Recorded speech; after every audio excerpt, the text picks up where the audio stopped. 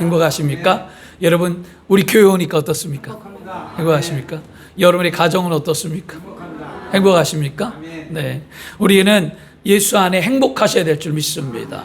그럼 한번 따라 할까요? 예수님 안에 나는 행복합니다.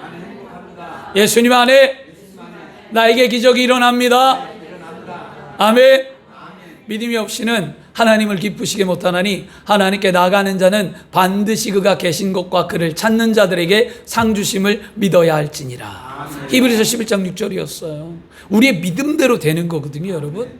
근데 우리의 믿음대로 되는데 우리의 믿음이 어떤 믿음이냐? 여러분, 정직한 믿음, 성실한 믿음, 거룩한 믿음 가운데 하나님이 역사하시는 거죠. 기회주의를 갖거나 기복신앙을 갖거나 아니란 태도의 믿음엔 하나님은 절대로 역사하지 않습니다. 여러분이 오늘도 믿음의 정직과 거룩과 성실함으로 아름다운 삶을 살아내기를 그리스도 이름으로 축원합니다.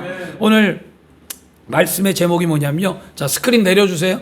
말씀의 제목이 뭐냐면 우리 한번 따라 할까요? 내게로 돌아오라. 아멘.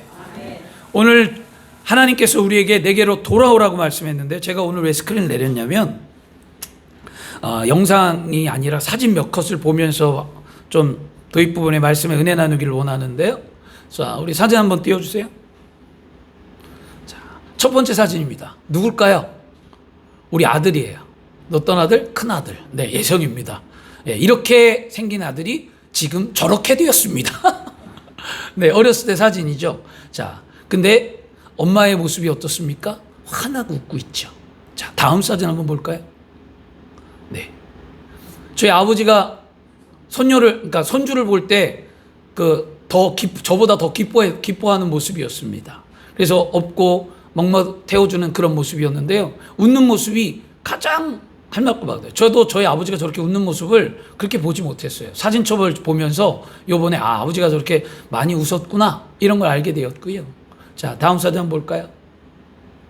자, 이 사진은 둘째입니다. 네, 꼭 닮았죠? 성이. 근데 웃는 게 항상 밝고 행복해 보였어요. 저도 마찬가지고. 자, 여러분들이 어떤 느낌을 드세요? 여러분도 자녀를 키웠고요. 여러분들이 지금 자녀들이 다 성인이 되었어요. 그때가 다 있었을 겁니다. 그리고 또 사랑한 시절로 자녀를 바라보고 했는데 자녀들이 그때의 부모의 마음을 알까요? 자녀들은 결코 부모의 마음을 모릅니다. 저도 어렸을 때 저희 부모가 저를 키웠을 때 몰라요. 그러나 사진을 보며 추억하며 그때 그랬구나 라는 것을 압니다. 그렇죠? 그러면 여러분 믿음도 마찬가지입니다. 하나님이 여러분을 이렇게 사랑하시고 돌보시며 여러분을 지키십니다. 그런데 우리의 믿음은 언제 아느냐? 세월이 지나 여기까지 왔을 때 뒤돌아보면 주님이 우리를 도우셨구나라는 것을 알게 될 겁니다. 그렇죠? 그리고 저는 또 하나의 아름다운 사진을 하나 보길 원하는데요. 사실 이 사진을 준비하기 위해서 제가 앞에 저희 가족을 했던 거였어요. 자, 마지막 사진 한 장 올려주세요. 자, 이 사진 때문에 요번에 설교를 쓴 거예요. 이 사진 하나 때문에. 그리고 이 사진 때문에 말씀을 준비했는데요. 여러분, 기경로 안수 집사님과 김승자 권사님이 손녀 이리안이에요. 여운이가 낳았는데요. 이쁘죠. 그런데 아이가 아주 천사 같아요. 제가 볼 때요. 그런데 이 리안이를 바라보는 기집사님의 얼굴을 보니까 얼마나 행복해 보이는지 몰라요. 근데 보는 이로 하여금 진짜 행복하구나 이거를 알 수 있게 했거든요. 그래서 이 사진을 보면서 나도 빨리 할아버지가 되고 싶다 이런 생각을 한번 해봤는데요. 여러분, 이 사진을 왜 제가 이거를 했냐면 여러분 다 손주도 키웠고 손녀도 키웠고 자녀도 키워서 지금 다 키웠습니다. 그런데 여러분 아이를 바라보는 기집사의 얼굴을 보면서 얼마나 행복한가를 보며 문득 어떤 생각이 들었냐면 하나님이 이렇구나. 하나님이 우리를 바라보는 시선이 이렇다라는 거예요. 저는 이 말씀, 이거 사진을 딱 보는 하나님이 날 이렇게 보고 계시지 하나님이 나를 저렇게 기쁨으로 여기고 존귀하게 여기고 나를 지명하여 불렀고 나를 사랑하며 하나님이 나를 그렇게 사랑하고 계시지, 그걸 알게 되었다라는 거였어요. 자, 이제 스크린 올려주시고요. 자, 여러분, 우리 하나님은 여러분을 그렇게 불꽃 같은 눈으로, 인자한 눈으로, 사랑의 눈으로 지키신다는 거였습니다. 오늘 말씀도 요엘 선지자의 말씀이 뭡니까? 돌아오라. 어디로요? 하나님께로 돌아오라는 거예요. 그런데 회개하는데, 애통하는데 그냥 오지 말고 마음을 찢으며 돌아오면 하나님은 어떤 하나님이냐고 말씀했냐면 분명히 말합니다. 은혜로우시다, 자비로우시다, 그 다음에 인애하시다, 그리고 하나님의 뜻을 돌이킨다 라고 말하죠. 여러분, 회개하는 자에게 하나님 그런 은혜를 주신 줄 믿습니다. 창세기 1장 말씀에 하나님이 천지를 창조하셨거든요. 근데 이 천지를 창조하실 때 첫째 날부터 일곱째 날까지 계속적으로 하신 말씀이 하나가 있어요. 뭐냐면 좋았더라는 거예요. 보기 좋았더라. 하나님이 천지를 만들고 자연을 만들고 사람을 만들고 창조자 하나님께서는 좋았더라라는 말을 합니다. 그런데 유독이 사람을 만든 이후에는, 저와 여러분을 창조하신 이후에는 하나의 단어가 더 들어있었어요. 뭐냐? 심히 좋았더라. 심히 좋다는, 그냥 좋았어가 아니라 심히 좋다는 건 뭐냐면 마음속에서 기쁨으로 충만해졌다는 거거든요. 그러면 왜 하나님은 심히 좋았다라는 말을 했을까요? 그것은 인간이 하나님의 의도하신 대로 한치의 오차도 없이 흠도 없이 완벽하게 하나님의 형상을 담고 창조되었다는 거예요. 나의 형상을 보고 창조됐기 때문에 아름답고 이쁘다는 거예요. 여러분, 붕어빵이라는 말이 있잖아요. 자녀를 낳았을 때 딱 낳는데 부모들이 어느 때 웃냐면 나하고 똑같이 생겼을 때, 그때는 되게 웃어요. 왜냐? 닮아도 그렇게 닮을 수가 있나? 이렇게 되거든요.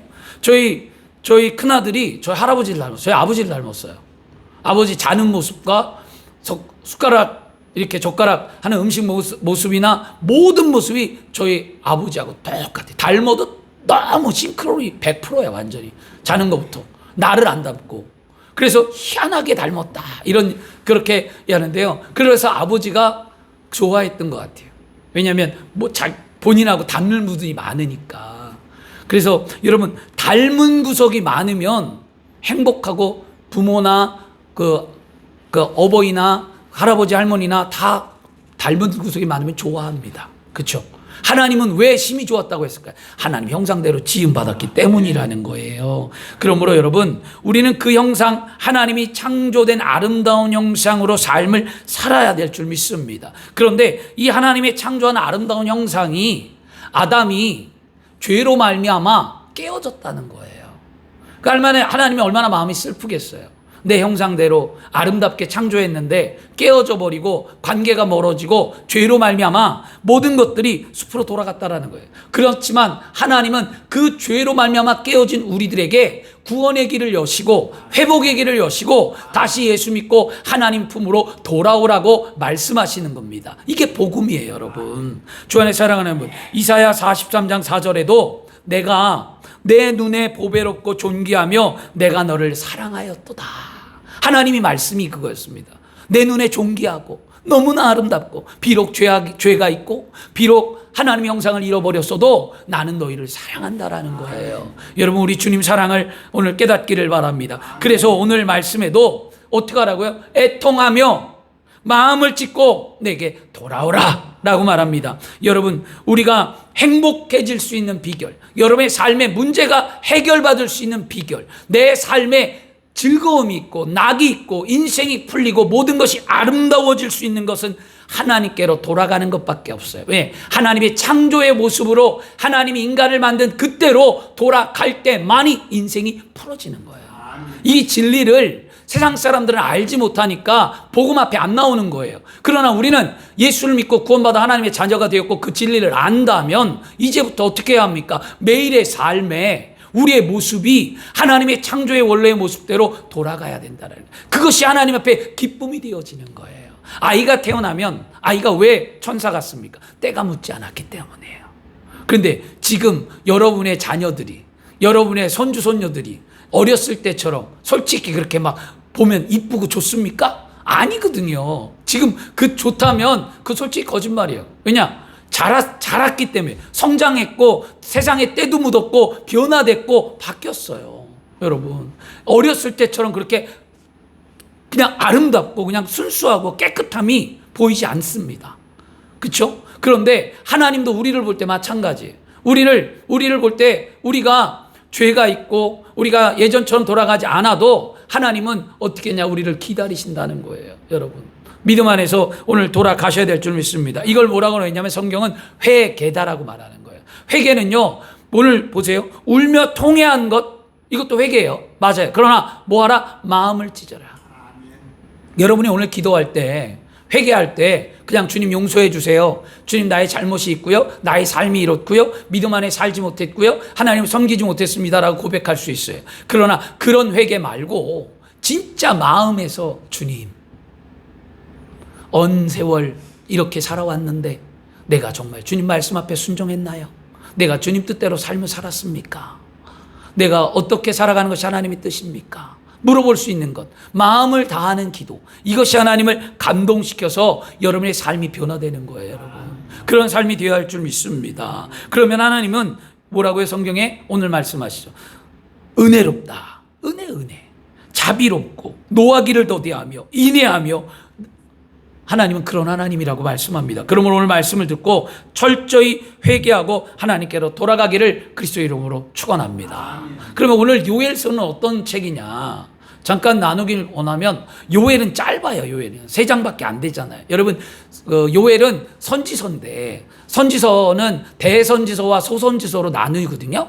근데 이 성경의 대선지서와 소선지로 나누는 이유는 뭐냐, 그 사람이 능력이 많고 잘나서가 아니라 많이 기록된 거를 대선지서, 이사야 같은 거, 이사야 책은 많잖아요. 이건 대선지서. 에레미야, 이것도 많잖아요. 내용이. 그것도 대선지서. 그러나 호세야, 아모스, 요엘, 미가, 나훔, 이건 짧잖아요. 이거는 소선지서라고 얘기하는 거예요. 그래서 선지자들이, 이거 대선지서와 소선지서가 뭐냐면 선지자들이 기록한 하나님의 말씀이라는 거예요. 그런데 많이 기록한 것과 적게 기록했다라는 뜻에서 대자와 소자를 붙이는데, 이 요엘서에는요, 요엘서는 좀 독특한 게 있어요. 기록 연대가 안 나와요. 다른 선지서는 다 나와요. 근데 요엘서는 기록 연대가 없고요. 그리고 요엘 선지자에는 이스라엘의 어떤 왕에 대한 말씀이 없어요. 다른 선지서는 북이스라엘이든 남유다든 각 그 나라를 다스렸던 왕의 이야기가 있거든요. 근데 요엘서에는 왕의 이야기가 한마디도 안 나와요. 그리고 그냥 제사장 중심으로 기록한 것이 특징이었습니다. 그리고 또 요엘서는 어떤 내용이 담겨 있는 거냐면, 메뚜기 재앙. 메뚜기가 곡식을 먹어서 그들이 헐벗고 배고프고 굶주리고 고통 가운데 있다는 거예요. 메뚜기 재앙 때문에. 그리고 전반부는 그렇고 후반부는 하나님 야훼의 날이 곧 돌아온다, 희망을 가져라, 이게 후반부의 내용이 담긴 책이었습니다. 여러분, 고대에 이 팔레스타인 지역에는요, 많은 메뚜기 떼들이 출몰했습니다. 지금도 마찬가지 메뚜기 떼들이 있는데, 이 메뚜기 떼들이 얼마나 무섭냐면 그냥 우리가 생각하는 메뚜기 떼가 아니에요. 메뚜기 떼가 하늘을 덮어서 시커멓게 몰려와요. 그 메뚜기 떼가 시커멓게 몰려오면 한 번 지나가면 거기에 있는 농작물은 씨가 남지 않고 그냥 말라버린다는 거예요. 메뚜기가 다 갉아먹고 가버리는 거예요. 그래서 이 팔레스타인 지역에 이 메뚜기 떼가 출몰하는데, 메뚜기가 우리가 생각하는 요만한 게 아니라 손바닥만 이때만 해요. 아주 큰 메뚜기 떼들이에요. 그러니 나무부터 할 거 없이 다 갉아먹고 지나가니까 농작물이 자랄래야 자랄 수가 없죠. 근데 오늘날도 이 시대가 가물고 힘들면 배고픔과 굶주림의 힘든 시대를 살아가고 있는 시대인데, 그런데 그 당시에는 얼마나 더 처절하게 고통스럽고 어렵고 힘들겠냐고요. 먹을 게 없다는 거였어요. 그런 환경 가운데 있는 이스라엘 백성들에게 요엘은 말합니다. 희망을 가져라. 너희가 이 재앙 앞에서, 이 환난 앞에서 울지 말고 하나님께 마음을 찢고 야훼께 돌아가고 하나님께 매달려서 이 메뚜기의 재앙이 사라지고 하나님이 은혜를 베품을 너희는 믿고 구하라고 요엘은 이스라엘 백성들에게 지금 말씀하고 있는 거였어요. 오늘날 여러분이 삶을 살아가면서 환난을 만나고 어려움을 만날 때 어떻게 해야만 합니까? 한탄해야만 합니까? 주저앉아 있어야만 합니까? 우리는 분명히 알아야만 합니다. 하나님께로 나와 엎드려야만 합니다. 왜 문제가 있는데 안 엎드리십니까?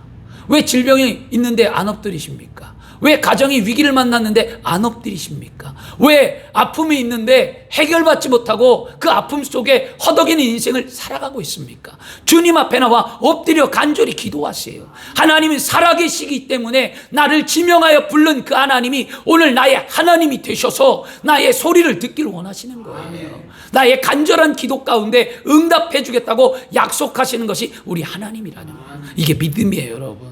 하나님이 죽은 하나님이면 믿지 말라 그랬잖아요. 오늘도 살아계신 하나님을 만나야 될 줄 믿습니다. 그래서 여러분, 우리가 하나님 앞에 나와야 되는데 요엘 말씀은요 이거잖아요. 하나님께 회개하고 돌아오면 다시 하나님이 사랑으로 우리를 받아주시고 하나님의 축복 속에 행복한 삶을 살아갈 수 있다는 것을 요엘 선지자는 이스라엘 백성들에게 깨달으라고 선포한 게 요엘서의 말씀이었습니다. 그러면 오늘 우리는 무엇을 회개해야 할까요?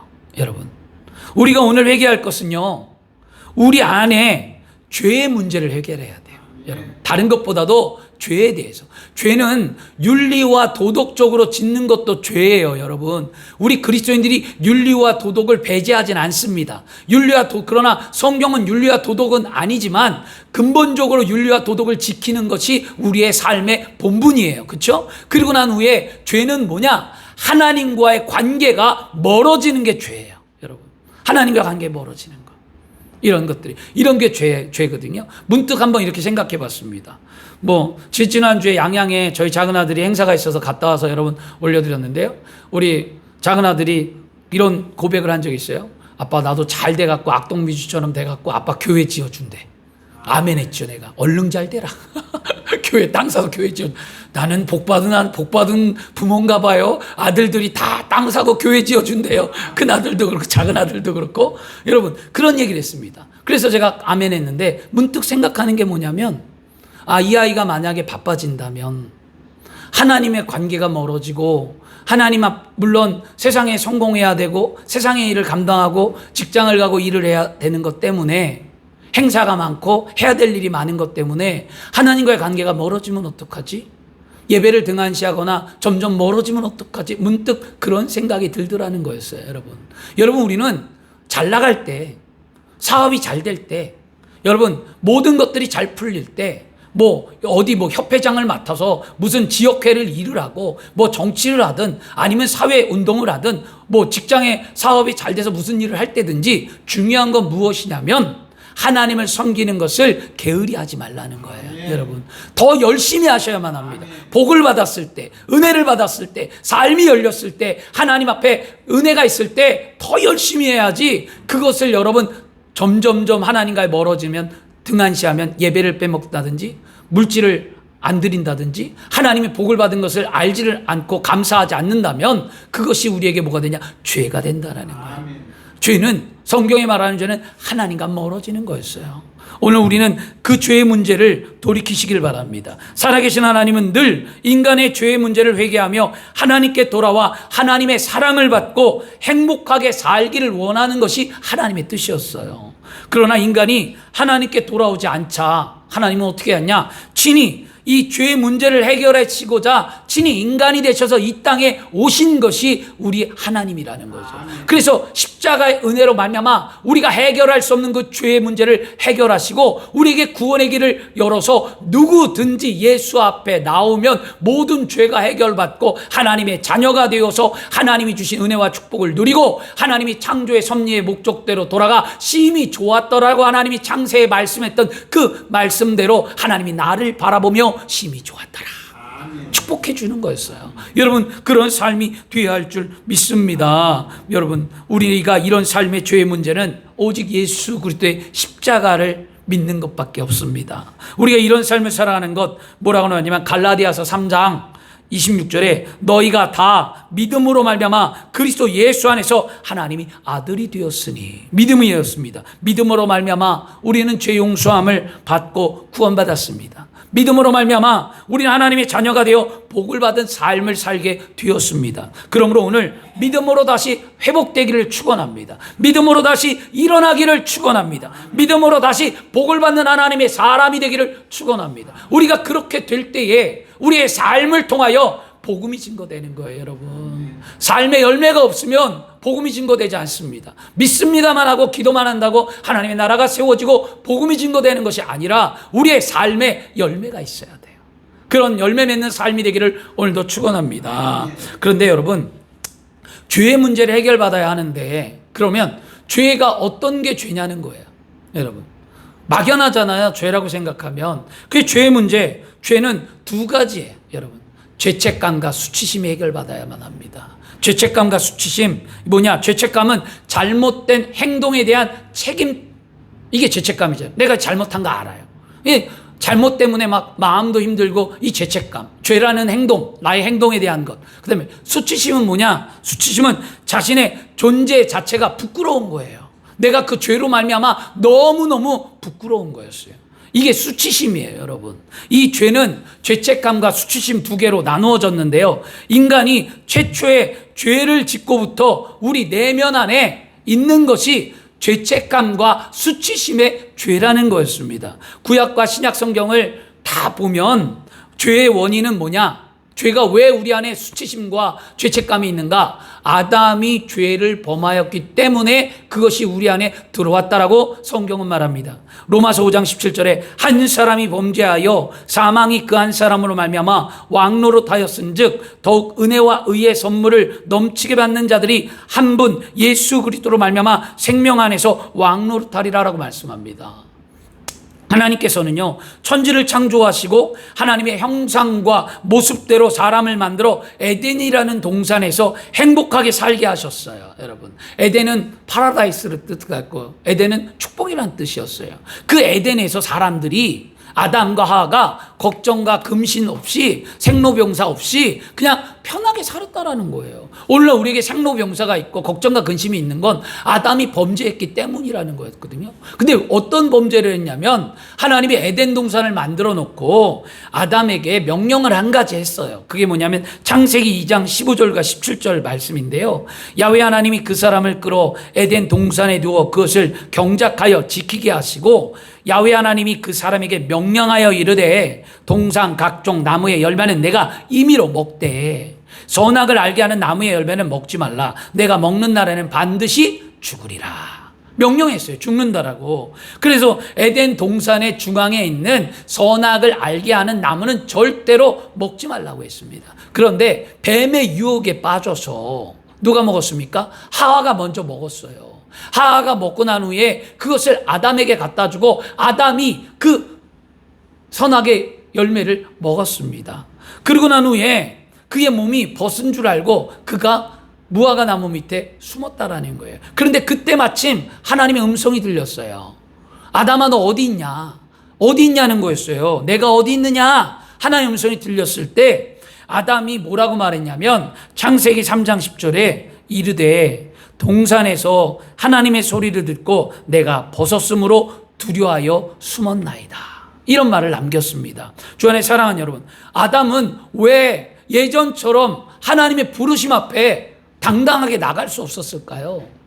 하나님이 불렀는데 언제나 하나님이 부를 때 아담은 당당하게 나갔어요. 그런데 지금은 아담은 하나님의 부르심 앞에 당당할 수가 없었어요. 이유는 뭐냐면 바로 그거 아니겠어요? 성경 전체적인 내용을 보면 아담이 뭐 한 거예요?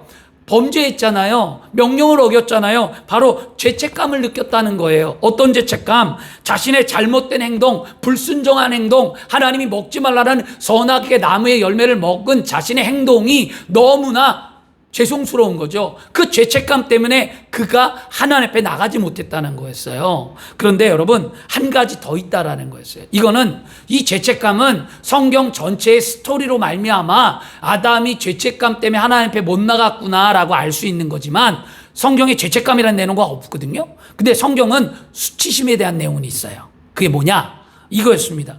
아담이 뭐라면 벗었으므로 벗었다 하는 거예요. 벗었으므로 두려워 숨었나이다. 이렇게 말하거든요. 아담이 하나님의 친밀한 관계에서 깨어져서 하나님 앞에 수치심 때문에 쓸 수 없었다는 거였어요. 하나님의 형상대로 아름답게 창조되었던 아담이 하나님의 형상, 죄로 말미암아 하나님의 형상을 잃어버리고 자신이 너무 처지가 하나님 앞에 부끄러웠다라는 거예요. 여러분. 그래서 죄는 수치심으로부터 시작되는 거예요. 죄책감도 물론 있지만 성경에 명확하게 말하는 건 뭐냐? 인간이 타락으로 말미암아 온 죄는 수치심이에요. 부끄럽다는 거죠. 오늘날 왜 사람들이 하나님 앞에 안 나옵니까? 부끄러우니까. 뭐가 부끄럽죠? 자신의 죄가 드러나는 게 부끄러운 거예요. 자신의 잘못된 행동, 잘못된 습관, 잘못된 모습, 나만이 알고 있는 것들이 드러날까 보다 부끄러우니까 사람들이 안 나오는 거죠. 죄 많은 이 세상이라고 얘기하죠. 죄 많은 이 세상에 살아가는 모든 사람들이 하나님 앞에 못 나오는 거 뭐냐? 죄가 너무 부끄러워서 그런 거죠. 그러나 여러분, 우리는 알아야만 합니다. 우리도 부끄러웠어요. 그러나 그 부끄러운 우리의 모습이 무엇으로 해결받았습니까? 예수 그리스도의 십자가의 은혜로 해결받았잖아요. 이 사실을 세상 사람들은 깨닫지 못하니까 못 나오는 거지만 우리는 이 사실을 깨달았기에 이 자리에 앉아 있는 거예요. 여러분, 그러므로 여러분 수치스럽고 때로는 부끄럽고 죄책감 때문에, 때로는 또 죄책감 때문에, 나의 잘못된 행동 때문에 힘들다면 오늘 어떻게 해야 합니까? 요엘이 말하잖아요. 뭐라고 그러죠? 마음을 통회하며 마음을 찢으라는 거예요. 이게 바로 죄책감과 수치심을 회개하는 우리의 모습이라는 거예요. 통회는 뭘 통회합니까? 나의 바르지 못한 행동을 통회하는 거죠. 죄책감에 대한 거. 그 다음에 여러분, 마음을 찢는 건 뭡니까? 나의 수치스러움, 나의 부끄러움, 나만이 알고 있는 가장 깊숙하게 자리하고 있는 그 부끄러움의 모습을 주님 앞에 고백하는 거예요. 이게 진정한 회개의 모습이었어요. 오늘 저와 여러분이 그렇게 되어야 할 줄 믿습니다. 인간의 최초의 죄악의 시작이고, 그 죄는 바로 하나님의 친밀한 관계를 깨트리는 거였고요. 그것이 바로 죄책감과 수치심이었다는 거예요. 주 안에 사랑하는 여러분, 지금 오늘 어쩌면 저와 여러분들도 이 죄책감과 수치심 때문에 하나님과의 친밀한 관계가 잘 유지가 안 되는지도 모릅니다. 그러므로 우리는 오늘 분명히 고백해야만 합니다. 하나님 앞에 나의 죄를 용서해 달라고 말하시길 바랍니다. 예수님이 이 땅에 오셔서 십자가에 피 흘려 돌아가신 이유가 뭐죠? 분명한 거예요. 나의 잘못된 행동을 용서하셔서 내가 죄책감으로 말미암아 무너지지 않기 위해서, 또 나의 이 깊은 곳에 자리하고 있는 이 부끄러운 나의 모습을 십자가로 말미암아 용서해 주셔서 나의 수치심까지 해결해 주셨다라는 거예요. 이게 진정한 구원의 모습이에요, 여러분. 이런 구원을 받은 자들이 하나님과의 친밀한 관계가 회복되어서 하나님의 창조한 원래의 모습으로 돌아간다라는 거예요. 그래서 우리는 오늘 잘못된 행동을 돌이키고 부끄러운 모습 앞에 십자가의 은혜 앞에 나와 고백해야 될 줄 믿습니다. 오늘 성찬주일이잖아요. 이걸 깨달아야 되겠죠. 로마서 3장 23절과 24절에 모든 사람이 죄를 범하였음에 하나님의 영광이 이르지 못하더니 그리스도 예수 안에 있는 속량으로 말미암아 하나님의 은혜의 값없이 의롭다 하심을 얻은 자가 되었느니라. 여러분, 우리의 이 죄책감과 수치심은 어떤 것으로 해결받을 수 없는데 예수 그리스도의 십자가의 은혜로 말미암아 우리는 해결받았다라는 거예요. 그러므로 여러분, 그리스도의 십자가의 은혜를 오늘 깊이 깨닫고 묵상하시고 예수 믿고 구원받았다는 것을 기억하셔야 될 줄 믿습니다. 여러분이 예수 믿고 구원을 받았다라는 면 우리는 분명히 아담이 잃어버렸던 하나님의 형상을 되찾는 거예요. 그래서 여러분이 고백해야 될 게 뭐냐면, 하나님, 내가 오늘 예수 믿고 구원받았습니다. 그러면 나의 잃어버린 것을 되찾게 하여 주옵소서. 무엇을 잃어버렸습니까? 물질을 잃어버렸습니까? 건강을 잃었습니까? 마음의 심령을 잃어버렸습니까? 무엇을 도대체 잃어버리셨냐고요. 무엇이 채워지지 않아서 공허한 가운데 살아가고 있습니까? 무엇이 나의 답답함 가운데, 현실 가운데 놓여 있습니까? 무엇이 풀리지 않았습니까? 이 모든 것들이 예수 그리스도를 믿고 구원받은 하나님의 자녀가 되었다면 풀어져야 된다는 거예요, 여러분. 이게 은혜고 이게 기적이에요, 여러분. 우리 예수 믿는 삶은 바로 이런 거였어요. 오늘 저와 여러분이 그렇게 되어야 할 줄 믿습니다. 그래서 하나님과의 관계가 더욱더 돈독해지고 은혜가 있고 친밀해지고 하나님의 그 크신 사랑과 은혜를 우리가 경험하며 아름다운 삶을 살아야 될 줄 믿습니다. 그래서 이것이 우리의 삶이었어요. 오늘 성찬주일이에요, 여러분. 이 성찬을 통해서 우리는 예수를 믿고 구원받아 하나님의 자녀가 되었다는 사실을 분명히 깨달아야 될 줄 믿습니다. 하나님의 그 크신 사랑 앞에 우리는 오늘 감사하는 마음으로 예배해야 될 줄 믿습니다. 왜냐? 회복되면 에덴의 축복이 있다는 거예요. 창조의 섭리는 회복되는 자 에덴의 축복이거든요. 에덴은 기쁨이고 행복이고 에덴은 아름다움이잖아요. 여러분의 인생이 기쁘고 행복하고 아름다워지려면 우리가 예수를 믿고 구원받은 삶으로 회복돼야 된다. 그 진정한 회복을 누리는 삶을 돼야지 믿습니다 하고 아멘만 해서 있는 것이 아니라 삶의 변화가 나타나야 될 줄 믿습니다. 누리셔야 돼요. 왜 예수 믿고 그냥 어느 세월에 해결될까? 언제 하나님의 뜻이면 되겠지. 하나님 안에 오면 되겠지 하고 기다리고 막연하게 기다리지 말고요. 하나님 지금입니다. 하나님 오늘입니다. 하나님 내일도 아니고 지금 이 시간이라고 고백해야만 합니다. 믿음이라는 것을 잘 생각해 보세요. 믿음은 미래가 아니에요. 믿음은 지금 현재 내가 예수 믿는 삶으로 어떻게 삶을 살아갈 건가, 이게 믿음이에요, 여러분. 이게 믿음의 시작이에요. 지금도 제대로 못 살고 지금도 죄를 회개 못하고 지금도 치료받지 못하고 지금도 아픈데 어떻게 미래에 그렇게 되겠냐고요. 여러분, 그게 아니잖아요. 예수님은 그 문제를 있는 자들에게, 예수님 앞에 찾아온 자들을 지금 현재의 문제를 해결하시고 그들에게 뭐라 그랬냐면, 내 믿음으로 구원받았으니 다시는 그와 같은 죄를 짓지 말고 아름다운 삶을 살라고 말씀하셨잖아요.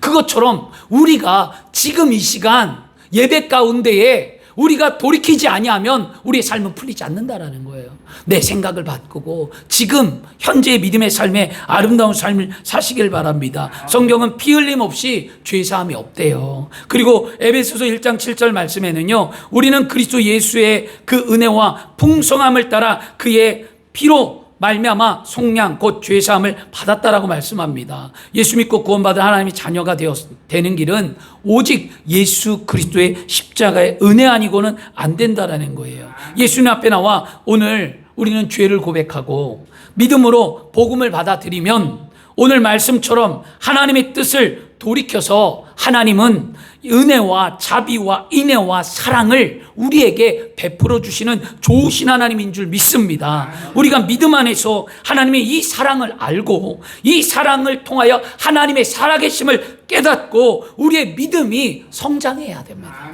어제가 똑같고 오늘이 똑같은 믿음은 아니에요. 하나님 원하지 않습니다.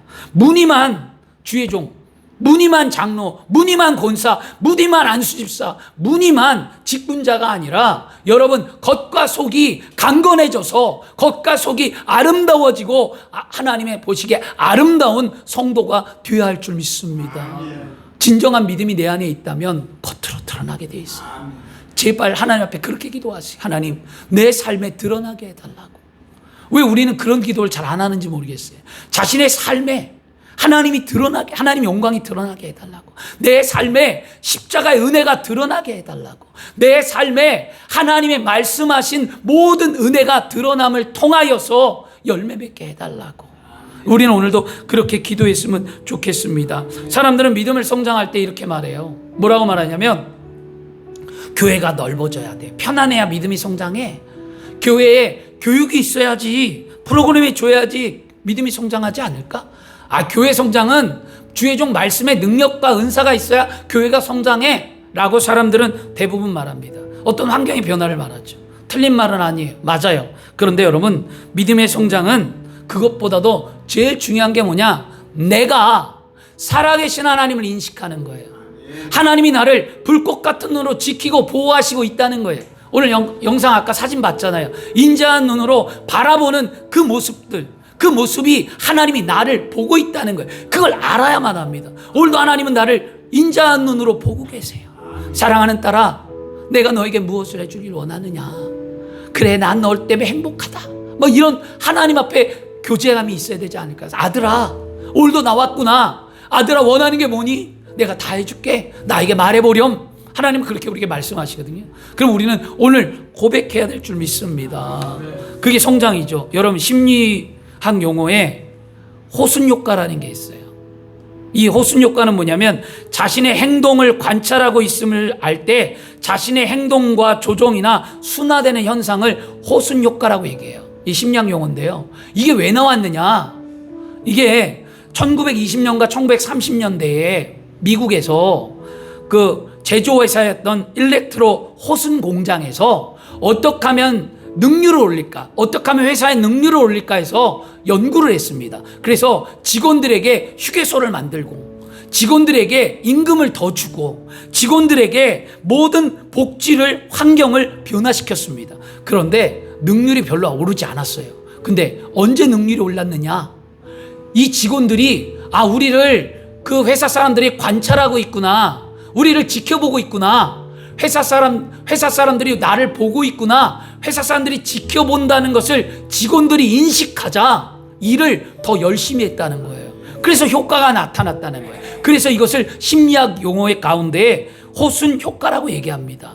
오늘 하나님은 여러분에게 요구하는 게 뭐냐면 내가 너를 아노라, 내가 너를 지켜보고 있다, 내가 너를 사랑한다, 내가 너와 함께한다, 내가 너를 보고 있다는 것을 여러분이 인식하라는 거예요. 그거를 인식하면 우리가 죄를 질 수 있을까요? 하나님이 나와 함께하고 있고 믿음의 삶을 하나님이 알고 있는데 내가 바른 삶을 안 산다는 것, 이거는 있을 수 없는 일이잖아요. 그래서 그걸 인식하는 자가 정직한 삶을 살고, 그걸 인식하는 자가 성실하고, 그걸 인식하는 자가 거룩하다는 거예요. 하나님이 여러분을 지키고 있다, 보호하신다, 보고 있다, 믿음의 삶이 되기를 원합니다. 오늘 말씀 마치겠습니다. 여러분, 하나님은 우리가 죄를 회개하기를 원하십니다.